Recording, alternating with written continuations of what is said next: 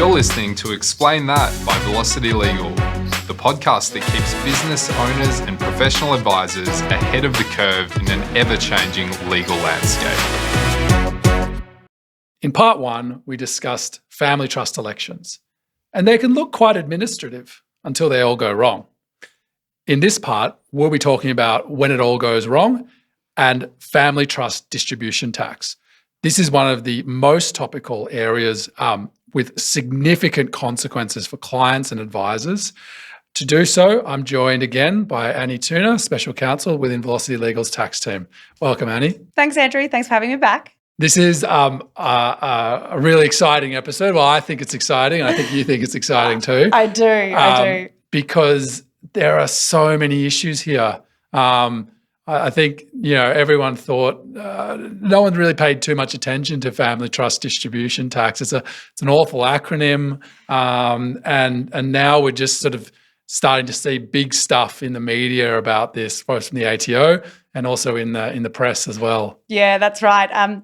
Working in tax, you don't really get the juicy stuff. If you're working in criminal law or family law, you might see articles in the Financial Review or even popular media. But in tax, we don't really get sort of like that more interesting popular sort of interest. But This has really spiked, and it's probably one of the more recent areas where we are seeing the work that we do day to day in the headlines, and it's because the dollars are huge. Absolutely. So maybe let's go to that case that's being reported all through the media, the Thomas case. We'll come back to the mechanics and stuff later on, but let's just go through that case. And if anyone's interested, they can look it up. Thomas, family trust distribution tax. There's lots of articles, but what's the issues there? And I think it's a good one because it's representative of this broader issue. Yeah, I think the headline that the AFR, when it first came out or was in the media, came up with was, how a mistake cost a family $13 million. Doesn't get more sensational than that. Clickbait, yeah. It is, except for I think there was a previous article like a couple of months earlier where they said, family groups could go bankrupt as a result of FTDT. So I feel like $13 million was probably a softer entry point. But it was all. The AFR was reporting on the Thomas family, or a wealthy Adelaide-based family. They're involved in, I think, sort of seafood and other food processing. And it was all around what I think was caused by a change of accounting firms. And as we discussed in the first episode, a lot of the problems that do end up arising from family trust elections, the FTDT, which we'll talk about in a second, that acronym, often will arise because of lack of information or lost documentation. So what happened here is that the Thomas family had their previous accountants, and they had a trust that had been established way back when, I think sort of like in the early 80s, the Chris Thomas Family Trust. And that trust continued on. In 2000, so in the year 2000, quite some time later, the accounting firm went and made a family trust election for the Chris Family Trust. And when they did that, they made Chris the test individual. So basically they made that election for the group to be formed around Chris. Super important. They continued 4 years later, so in 2004, the Thomas family changed their accounting firm and a new accountant was appointed. And in 2005, that accounting firm went and made a family trust election. Purported to. Yeah, purported to. Good wording. Yeah, it's almost like that, allegedly. Yeah. They purported to make a family trust election with a different test individual for that same trust. So they made a test individual being Chloe, which was another family member. Now, as you say, that's a problem because, as we talked about in the first episode, you can only have one valid family trust election. Now, assuming the first election made by the earlier accounting firm was valid, the test individual was actually Chris, and that election was active as of 2000. But the problem was here was this other accounting firm not realising that there was one in place, and they continued on thinking that it was actually Chloe that was the test individual. And that wouldn't have been a problem of itself. Yeah. And but it's what happens after that. That's right. And generally it's not a problem because it would be unusual, although it could happen, for them to have picked a test individual that's so far removed from the original test individual that the family group would be wildly different. I think where the bigger problem became, though, was that They actually then created a new trust. This was sometime later. It was in 2019. So we're now talking like 14 years have gone by. They made a new trust. And that trust, thinking that they already had one trust in the group with Chloe as the test individual, they made another trust, and that trust, rightly, in their minds, they made Chloe as the test individual for that trust too. Match them up. Yeah, that's right. So in their minds, taking back what happened back in 2000, they were doing the right thing. They had a big group. They wanted the two trusts to be part of the same family group. So they made sure they both had the same test individuals. And there were also other companies and stuff that had been incorporated, all of which they made sure were part of this Chloe family. So at this point, we're still okay because nothing's happened. But the problem is, and I think this was sort of in 2020, a dividend was paid to the trust, the Thomas Family Trust, which then made its way through the group. Because the Thomas Family Trust had a family trust election with Chloe, they thought that they could then distribute then through the other trusts that had Chloe as the test individual, and the franked dividend flowed through. The ATO then probably picked up the phone and said, hey, just letting you know, the Thomas Family Trust actually has a family trust election. They have a family trust election that was made in 2000, and it's a different test individual to Chloe. And on the basis that that's a valid election, when you purported or when you did distribute those dividends from the Thomas Trust through to the other trust that had Chloe as the test individual, that distribution was outside of the group because you had Thomas as the test individual for the first trust, and unfortunately you have Chloe for the other. You've got a mismatch. You've got a mismatch. So that's what gave rise to this $13 million problem, because a distribution was made outside of the family group. And at the time that it was made, it was a genuine mistake because they didn't realise there was an original an original election made. So you can see this all occurred because of a genuine mistake, because at the time that someone signed that form or someone prepared that form, they weren't aware of what had already happened. And you can feel quite a lot of sympathy because, you know, if you're thinking back to, as we went in at part one, about, okay, what was the point of these rules in the first place? They were a bit of an integrity measure, right? That, you know, it's keep it within the family. And you know, big picture sense, things are being kept within the family. Yeah, that's right. In a technical sense, for the rules, maybe they're not, result in this massive tax liability. Yeah, and, you know, there would have been a fix, or at least they've attempted to make that fix, and we're not quite sure where that's gone because the reporting, as far as we're aware and what's been reported in the media, it's been filed with the federal court, but we don't really know where it's gone. The key here is, and what you might be wondering at home is, well, couldn't they have just fixed it? Wasn't there a fix here? Couldn't they have gone somewhere and said, hey, help us, we've got this big problem, it's going to cause us $13 million worth of a family trust distributions tax, what can we do? The fix could be potentially that not so much for the Chris Family Trust, because that's really old family trust election, way back in 2020, let's say.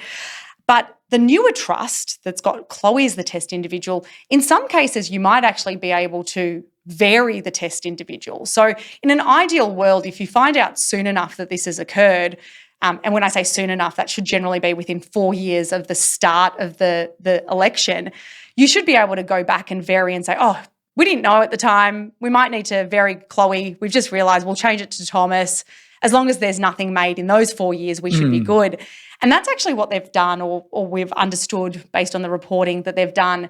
The new accountants have actually gone, and they've done it a couple of times. They've attempted to amend a return in 2021, I think. The new returns that we've done, they've done the variation in those. I think they've separately lodged a variation. They've done all the bites. They've made it abundantly clear that they want to make this variation. The reporting says that the ATO is not commenting on that. So I'm not sure what the ATO's position is on whether or why those variations were not valid. From the reporting, it seems like they could have been made within that 4-year time period.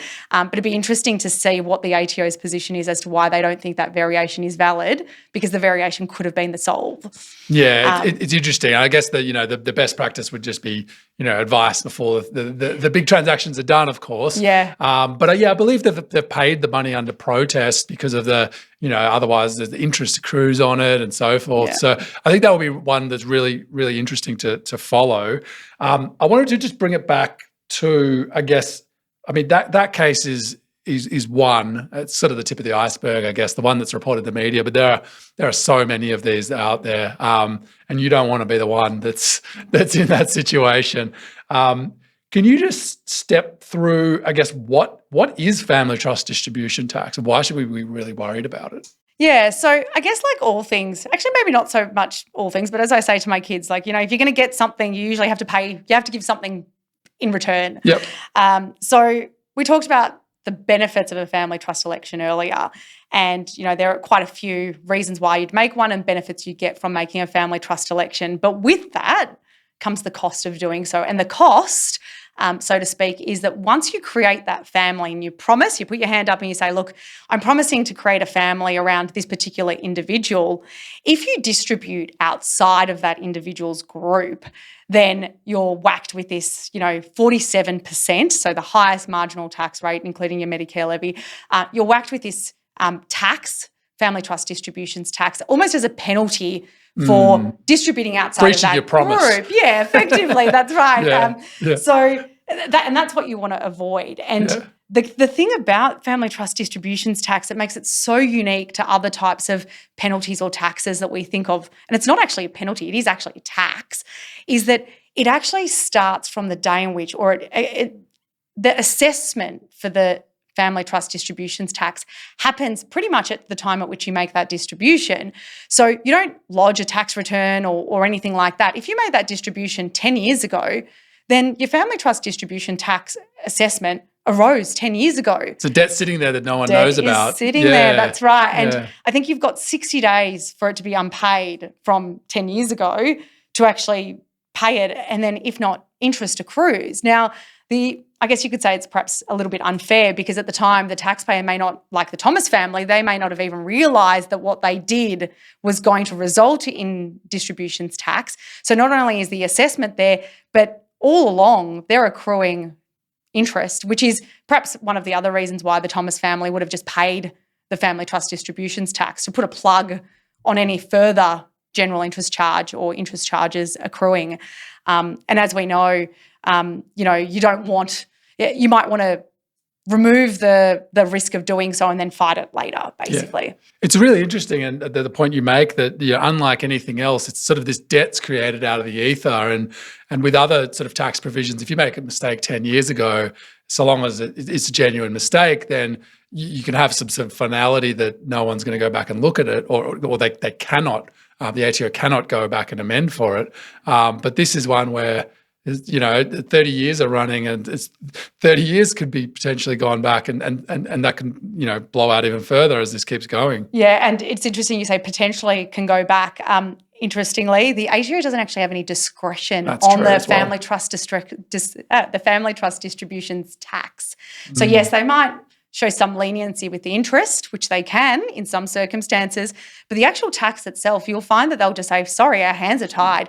We actually have no discretion. So, I mean, when we see it coming in front of our desks, the ATO tends to find a final point, and they'll say, look, we're looking at family trust distributions tax for this particular period of time. And yeah, sometimes they probably could have gone even further back. But technically speaking, once they look at it and they identify it, they don't actually have the ability under any, even if there's no fraud or evasion or anything like that, they've got no ability to change their minds or apply any discretion, which is the hardest part. Yeah. And it's the reason why, you see articles in the Financial Review saying that, as we know and we've seen, there are groups that have got family trust distribution tax in the, not tens of millions, but potentially hundreds of millions, and a large portion of that is interest. And the other fair thing is that if it's a distribution, someone's possibly already paid tax on it. Let's say 10 years ago, that it was actually taxed and someone did pay the tax at that point in time, but now they've also got the 47. So you can effectively get, 70, 80% sort of tax rates, can't you? Yeah, and then there's the issues with the franking credits and things like that. So basically, it's one of those things that if it's occurred, you hope that it occurred due to a genuine mistake. Like we said, it's occurred because someone, read the portal wrong, or, there was an election somewhere that someone didn't know, because once it does occur, that's a problem. So I think to where we started from, being that we all know now that this is a huge ATO risk area, I think the action point, and we're doing it a lot with, family groups, is you've got to sit down now and go, okay, we can't just close our eyes and put our heads in the sand. We may not even be able to make a variation, but let's identify if we do have a problem. Can it be fixed? If it can't be fixed, don't create further problems going forward. But I think that's the key, just be proactive, because the ATO is looking at it and you don't want to create any of those problems going forward or looking back. Yeah, I think that's an excellent point. I think we've touched on this concept of sort of family group, and we've sort of hinted at these concepts. I guess it's sort of, to your point earlier, it's relatively straightforward to work out which individual people are within a group. Are they related to me or not? One of the certain relations. But I think, and correct me if I'm wrong, that where there's real issues are companies and trusts. Yeah, that's right. There's a lot of confusion and myths about those situations. Yeah, that's right. I mean, it's not very common that, the Henshaw Family Trust will very generously want to distribute to, the neighbour or anything like that. So we don't generally have those kind of problems. It's where there's entities in the group. So, this happens in large groups where they might have multiple entities. Think about, property development, where every time they do a new development, they'll have a new trust or a new entity set up, or, a group that has been evolved over time. Dad started a business years and years earlier. Then the family, the sons and the daughters got involved. Yeah, got into something else. Yeah, that's right. So you look at this structure diagram, and there's the properties in some entities, you've got the trust in another, but there's a trust involved that's made a family trust election. And to get the best tax outcome for the entire group, you want to be able to have the flexibility to distribute throughout that group. And so you want to make sure that every entity in that group is part of the family. Companies and trusts, however, it's quite difficult to determine whether they are part of that trust family group. So as we said earlier, when you have two trusts, and they've both made family trust selections with different test individuals, not part of the same family group. You distribute there, you've got a problem. There's this other concept which we've alluded to called interposed entity elections. Way back when, I think the philosophy used to be, just make a family trust election and make an interposed entity election as well. No one really understood why we were doing it, and without going into detail, an interposed entity election just really limits you even further. Yeah. Sometimes you need to make an interposed entity election, and you make those for a company or a trust or a partnership you want to be part of the group. But I would just say that if you're making an interposed entity election, you need some advice just to make sure that you actually understand what that's doing. They're not simple. They are so not simple. And where the problems arise is when someone originally made both of those, and then you try and look at the group and work out who's included, and they're not. And the other difficulty arises because there's two definitions of group here. So we haven't touched on how you make a family trust election, but there's certain tests that you have to satisfy. That group, for the purposes of those tests, is called the family. But for family trust distributions tax, it's called the family group. Now, it's very easy to get those concepts mixed up because they sound very similar, but the definition of both is different. And if you, in this age where we're trying to sort of do things as quickly as possible, if you put that into, ChatGPT or try and Google it, it's very easy to get confused as to which group you're looking at for which purpose. And I think that's also where the problems have arisen as well. And some of the situations, you say, interposed entity elections, we can fix it. Some of the situations just cannot be fixed, correct? Yeah, that's right. There is no way around it. This is a problem. We've got unlimited periods of review, or not even periods of review, just debts that have existed, interest is accruing, maybe there's some liability on the advisors. It's a real nightmare situation, and no discretion for the ATO either. Yeah, and you can see how, just even going through that description of the group, you had the dad or the mum who's the patriarch or the matriarch, way back when. That's an evolution. Even if it hasn't changed accounting firms or advisors, we're talking about a group that has evolved in what it's doing and the people in the family. There might be divorces, there's people who've died, there's new companies that have been set up. And, it's not uncommon when we see some of these large private groups where, the brothers and sisters don't talk to each other anymore. So you might have all been part of the same family, and we structured it so that you all have the same family trust elections. But now you're looking at it and they're going, you want to split everything up. Yeah, Bob wants to go this way and Karen wants to go this way, and now we want to know how to fix it. So simple to start with, but, 2 episodes in, and we could probably have another 3 to lead in. It's not that simple at all. And Annie, you mentioned the word distributions, distributing income. But my understanding is with family trust distribution tax, it can be as simple as, you've got a group and there's 2 trusts and one's lending money to the other, or it's allowing the assets to be used by the other. Yep. We haven't seen this yet, but it won't be long before the ATO starts looking at this a little bit closer too. But yeah, the definition of distribution for these purposes is so broad. It's not just a distribution to income and capital as we would normally understand it. It could include non-arm's length loan, so an interest-free loan. It could include use of a private private use of a trust asset, like, for example, a family home that's being used for family or for friends or other people outside the group. So yes, the big dollars are probably going to come from the distributions, but could also come from those large loans and then other uses as well. And I believe the ATO's view, at least, I don't think it's tested, but is that even if the person's not even a beneficiary, then, family trust distribution tax could apply if it's, say, like a loan to a friend or something like that. Absolutely, yeah. So where these trusts do things outside of the family group or outside of the family, you need to be really careful. And that's why, it's not uncommon for us to say that ideally you want to make all of those loans on arm's length terms anyway. But yes, as you say, if it's not for consideration and it's not on arm's length terms, then it could certainly be a distribution outside the family group.